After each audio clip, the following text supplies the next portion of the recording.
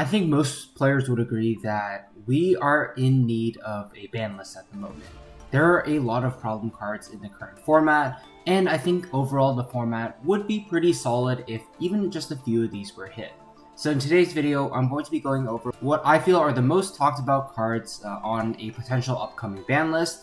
I'm going to start off by going over certain decks and then talking about like different cards that could be hit within them. Then I'm going to move on to categories of cards like Floodgates, and then finally talk about specific individual cards that are kind of causing problems. So before we get into the video, just quickly going over the tiers. Likely tier, these are cards I think there's a very strong argument for them to get hit. Of course, nothing is ever certain with Konami, and they do sometimes leave problem cards unchecked, but that being said, I think the cards that go in here are pretty much guaranteed to get hit in some way or another.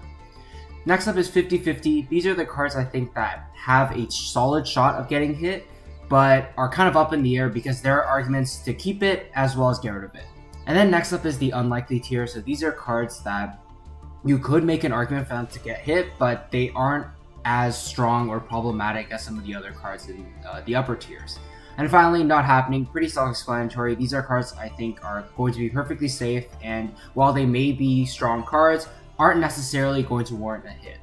So with all that being said, let's just hop straight into the tier list with the very first deck we're going to be talking about, and that of course is Snake Eye. So I think without a doubt Snake Eye is very likely to get hit. Now the biggest question, however, is what in Snake Eyes is going to get hit. I've seen arguments for pretty much every single engine card in Snake Eyes to get hit. Things like Ash, Poplar, Temple, Oak, Wanted Poster, the normal spell. Like there's so many cards in this deck that could get hit. I think it's probably going to need to take at least 2 or 3 hits to its core engine to actually be super impactful. Now I'm not going to try to speculate on which cards are going to get hit specifically, but I do think that it's going to get hit in one way or another. This is something you've probably seen before in other videos as well, so I'm just not going to talk too much about it in this one. Next up is Tenpai Dragons. I think there are only 2 cards that could really be arguably hit at the moment, and that would be the Transcendent Dragon or Songen Summoning. Both of course are very strong, and both have the common thread of turning off opponents' interactions either during main phase or battle phase. And I think these types of ignorant effects are what make people call for a hit to this deck. While I do think that these cards can be pretty problematic and very unhealthy for the game, I don't think Tenpai as a deck is actually doing that much at the moment. If you look at the meta representations, top cuts will generally only comprise of at most 5 to 10% Tenpai. And in general, even though it's a very strong deck, it's not at the point where it's super oppressive like a deck like Snake Eyes. So I think especially because it's getting new support and it's a very new deck, it's probably very unlikely to get hit. It's not out of the question. Konami has hit brand new decks like Super Heavy Samurai before, probably notably because it was a budget-friendly deck and there weren't too many expensive cards in the set. But I think with Trident Dragon being reprinted in the tins, Tenpai is pretty unlikely to get hit in my opinion, at least on the next upcoming ban list. Next up is Melodious, and I think the only card that you could really argue to get hit is Ostinato. I think Ostinato is a very powerful card. It does so much for so many decks out there outside of the pure Melodious deck. You could splash it into an engine and pretty much almost everything that could help you set up either more interruptions generically, or it could help you get into your engine and making something like Infernal Flame Banshee. And while I do think this is a very strong card, and it's essentially reminiscent of a card like Fusion Destiny from back in the day, I don't think this is going to get hit, especially if other generic cards like Apollousa get hit, or if they just make it so Snake Eyes as a deck gets hit and makes it a little worse in general. This probably isn't going to be played in as many of the top decks out there outside of Melodious, so I don't think it's going to be a very problematic card. And I think for that reason, I'm probably going to say it's not going to happen, at least not on the next list. I do think it's deserving of a hit, but Snake Eyes and or generic cards like Apollousa get hit in some way, shape, or form. It's probably not going to get hit because it does indirectly hit Ostinato as well, making it so it's pretty much only good in the pure Melodious deck. Next up is Branded. There are 2 cards people are calling for to get hit, that being Albion, the Sanctifier Dragon, or Gimmick Puppet. I think Albion just makes more sense because there are a couple of other targets out there you could give to your opponent to lock them out of special summoning. So by hitting Albion, you essentially just take away all those like special summoning locks. That's probably the card that would get hit if they do choose to hit Branded. This is a pretty fair choice to get hit. You could make an argument that like Branded isn't doing anything in the meta right now and doesn't really need to get hit, but I do think that taking care of this uninteractive and unfun combo would make it so Brandon is just in a pretty good spot. It'll always be a solid deck. And now without having access to the lock, there probably won't be any complaints about it. Yet it'll still be a pretty strong deck that can compete with the other meta decks out there. So I'm going to put this in the 50-50 tier. There is a chance that Konami will just look at it and think, oh, it's not really doing that much in the meta, so it doesn't matter anyways. And then finally for the decks, I'm going to talk about Runick. Runick, I've seen people say like you could hit it a little bit because Runick Stun is a thing, but I personally just don't think this is happening at all. Runick Stun as a deck is pretty unpopular, and while it does squeak out a few tops here or there, I don't think it's at a point where you need to actually hit the deck because its power level compared to the other decks out there isn't actually that good. And I would say that the vast majority of Runick deck's power comes from the engine that it's paired with. So in the case of Stun, it's all those floodgates that are going to hurt you. In case of like any other combo decks, it's the actual engine of that combo deck that's going to win you games most of the time, as opposed to the Runick cards themselves. So in my opinion, there's no need to hit the Runick cards, and they probably won't do it either.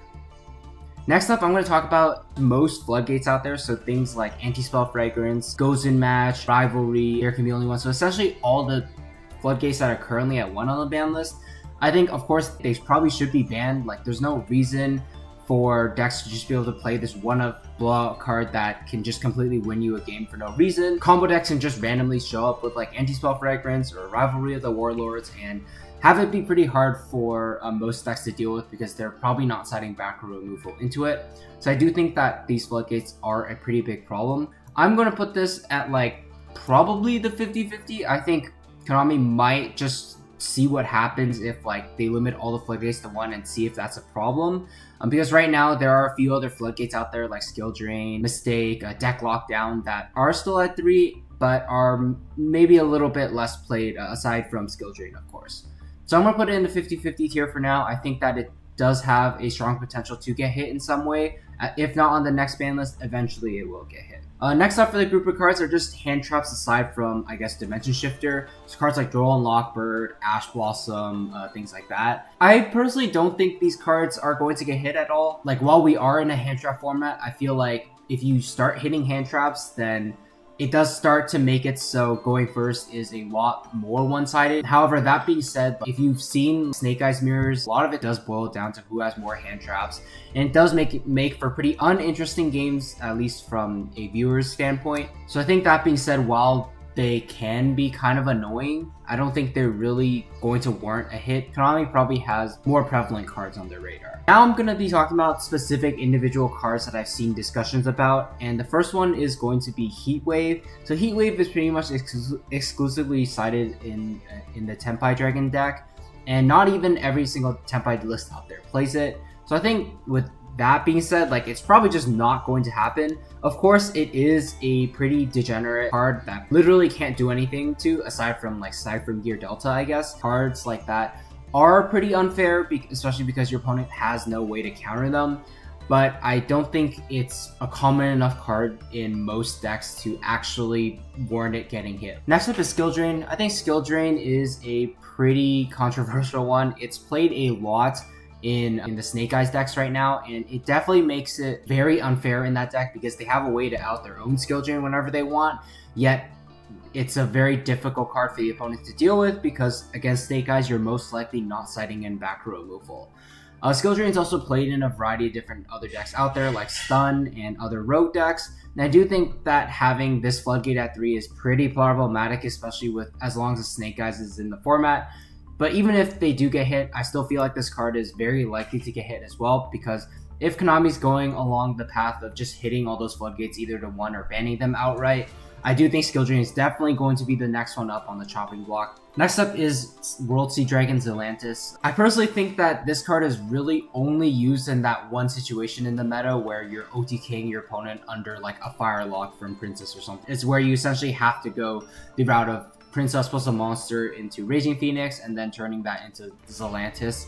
But aside from that, I don't think Zantis is really doing anything in the format. Right now, there isn't like some crazy FTK that I know of that's using Zantis at the moment, so I don't think it's likely to get hit. I could see it maybe if for some reason Konami just wants to avoid hitting every fire deck out there in some way or another, I really don't think this card is going to get hit in the next list. Next up is Dimension Shifter. This is a pretty big one. People have been calling for it to get hit for a while now because of how uninteractive and it can be and how much it can just completely shut out an opponent, and it's relevant enough where enough decks out there can actually play it to where it can become a problem for a lot of the decks in the meta right now. And I'm hesitating to put it in like the very likely tier is because this is one of the few cards that can actually counter a lot of the top decks out there. If you think about what happens after you shifter a deck like Snake Eyes, they pretty much aren't doing anything aside from maybe trying to set up Temple and Living. Compare that to where you could have a hand of like 3 hand traps like Veiler, Ash, Imperm, yet your Snake Eyes opponent could just have all the extenders to push through it. And having those 3 hand traps just not be enough to stop your opponent can be really frustrating.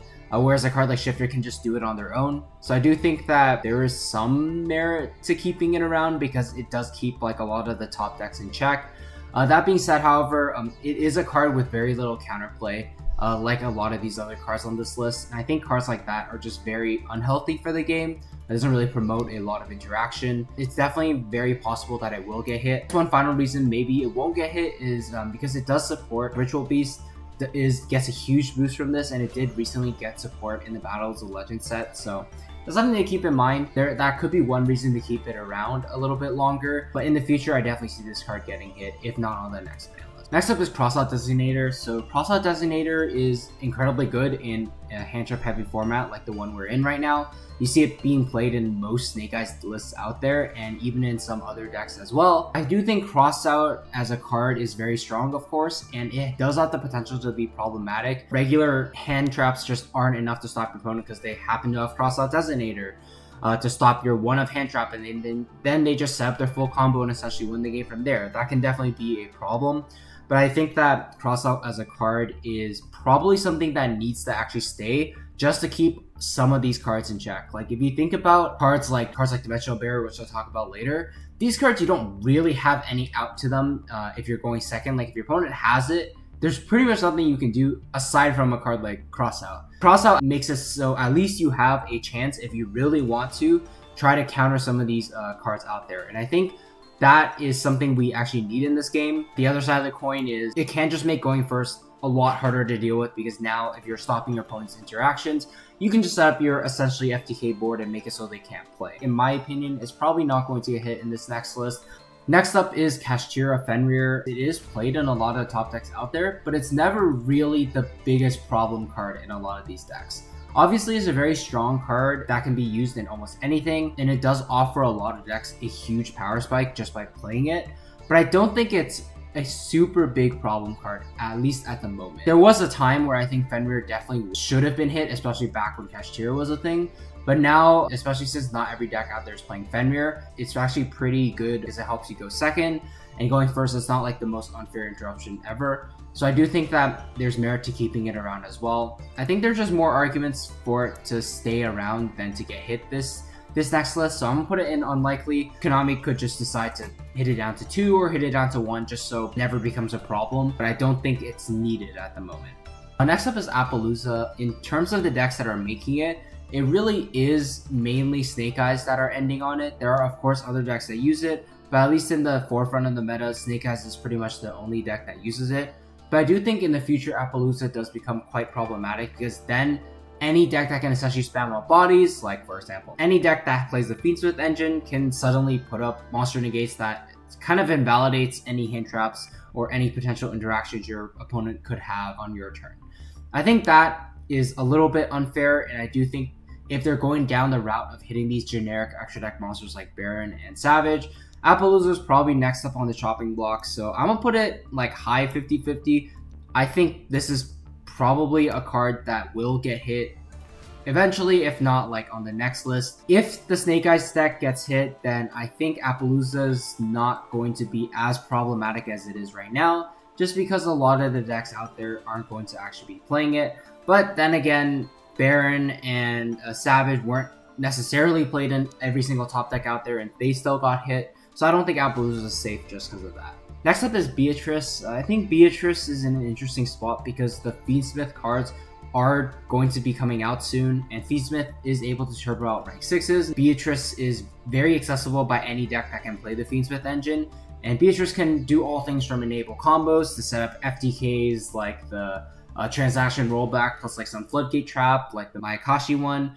And I think that of course that is a pretty big problem, that especially because of how generic the Fiendsmith cards are. Like I mentioned with Apollousa, if they're going down the route of hitting these like generic extra deck cards, I definitely think Beatrice is strong enough to go down that route. It's probably going to be less likely to be hit than Apollousa, but I do think there is a pretty strong merit for it to actually get hit in that list specifically, just so the Fiendsmith engine doesn't make spiral out of control and start doing some degenerate things. Next up is Pot of Prosperity. I think Pot of Prosperity is definitely a very strong card. It's played in a lot of decks out there. It can be unfair in the sense that going first, it's more engine. Going second, it's a board breaker.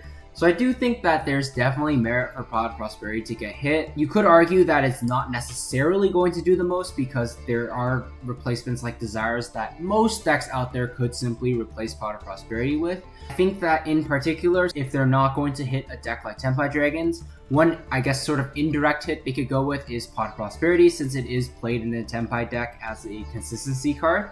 However, like I mentioned earlier, a lot of decks can just substitute it for Pot of Desires, so it isn't necessarily going to be the most impactful hit, but that doesn't mean they aren't going to do it, so I'm going to put it in the 50-50 tier. Definitely warranted. The next card is going to be King Calamities. I think King Calamities is obviously a very degenerate card. It is only really played in one deck, that being Centurion, but if you take away this card, it makes it so then there's really nothing to complain about with the Centurion deck. It becomes a decent strategy, but nothing super unfair like it was with the Calamities card.